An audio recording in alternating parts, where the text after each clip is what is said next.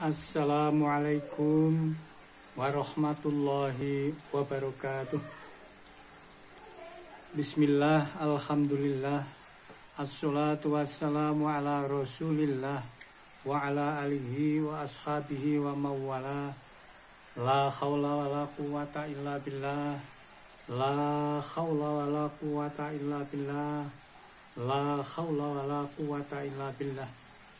Qala rabbi shrah li sadri wa yassir li amri wahlul 'uqdatam min lisani yafqahu qawli. Qala Rasulullah sallallahu alaihi wasallam, kun aliman aw muta'alliman aw musta'imian aw muhibban wala takun khomisan patuh tiga kama qol al-hadis. Santriwan, santriwati, jamaah yang hadir pada majelis ini yang saya hormati, para pemerhati di mana saja berada, rahimakumullah. Mari kita panjatkan syukur alhamdulillah. Biqaulina alhamdulillahirabbil alamin atas nikmat yang telah dilimpahkan kepada kita sehingga pada saat ini kita dapat menunaikan, melaksanakan, berkumpul dalam rangka tholabul ilmi dalam majelis ini.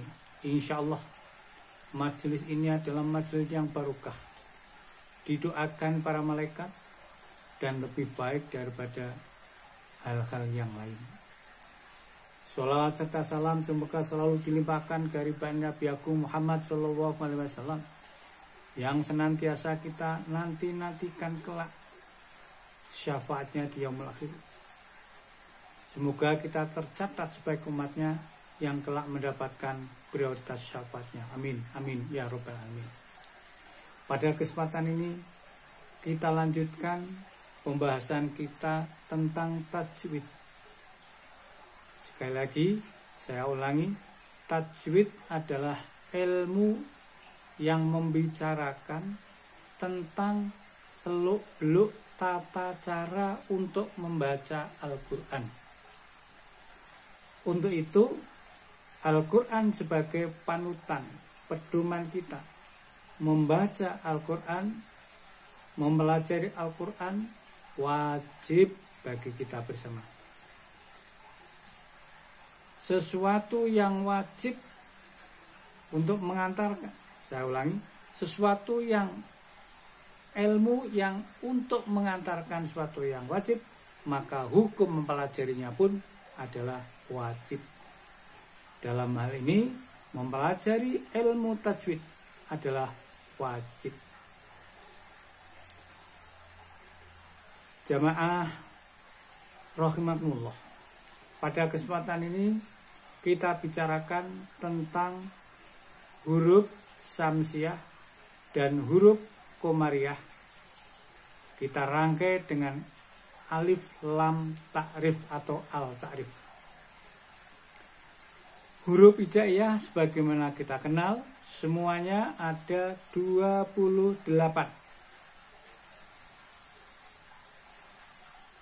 Dalam hal ini huruf samsiah dan huruf komariah mendapat bagian yang sama, yaitu 14.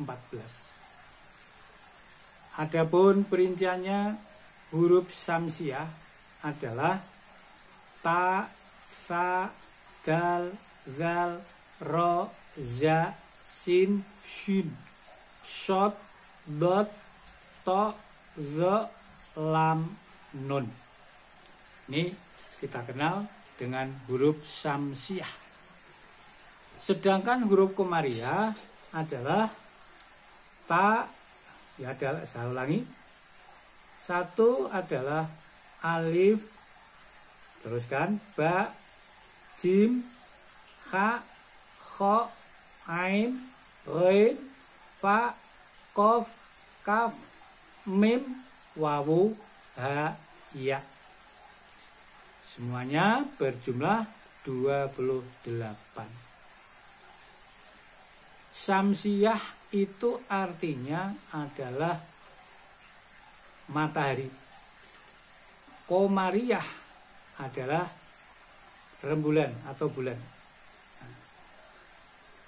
Kalau kita kaitkan dengan al-ta'rif atau lam ta'rif, ini dapat kita ketahui antara lain al-samsiyah adalah artinya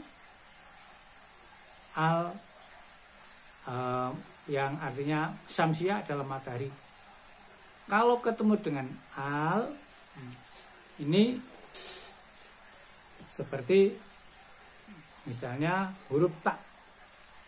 Huruf ta didahului dengan al-ta'rif, ini nanti seperti kita melihat matahari tidak tampak.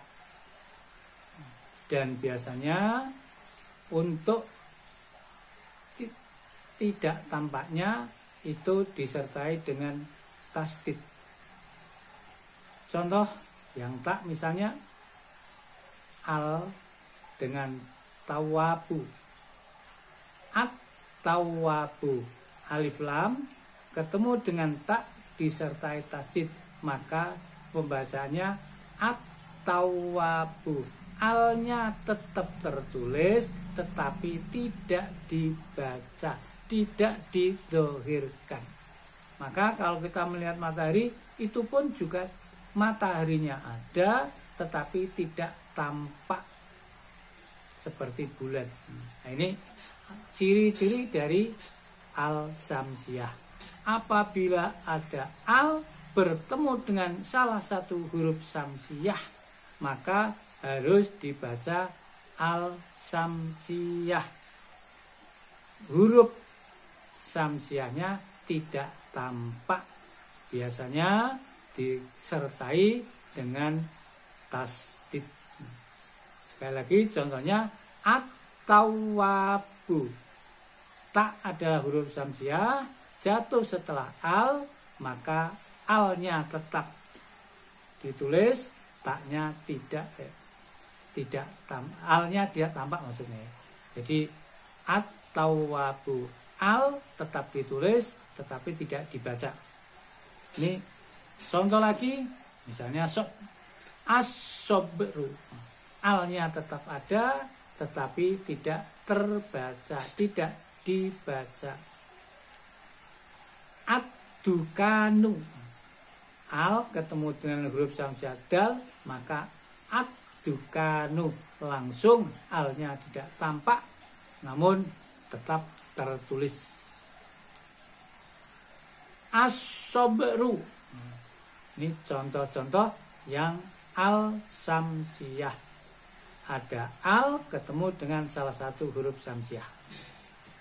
Ini secara pelan-pelan saya sampaikan agar bisa dimengerti dan nanti bisa diamalkan.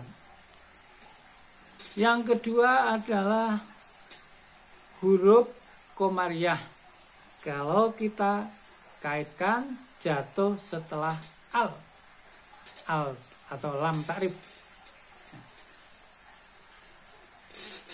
Huruf komariah adalah tadi telah saya sebutkan, artinya komariah, komarun adalah sebangsa bulan. Kalau bulan itu bisa kita lihat dengan jelas. Oh, ini tanggal 5, tanggal 13 itu kelihatan tampak. Tapi kalau matahari, walaupun tanggal muda, tanggal tua, tanggal enggak bisa tampak secara jelas. Maka perbedaannya al-komariah adalah apabila ada lam ta'rif ketemu dengan salah satu huruf komariah, maka alnya akan terbaca dengan jelas. Nah, ini perbedaan. Setelah kami jelaskan keduanya akan lebih mudah dimengerti.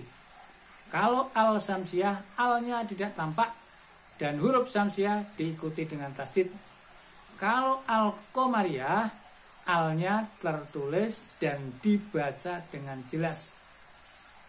Contoh al-ta'rif ketemu dengan huruf komariah. Misalnya hamzah, nah, maka ditulisnya al-alifu. Nah, al-alifu, alnya tampak. Kemudian misalnya bertemu dengan huruf jim, al-jannatu, al-jannatu. Misalnya bertemu dengan huruf qaf, al-qur'anu, al-qur'anu. Ketemu dengan ya, al-yaumu, al-yaumu. Nah, dengan demikian jelas kalau itu al tidak dibaca, itu namanya al-samsiah. Tetapi kalau alnya jelas terbaca, namanya al-qomariyah.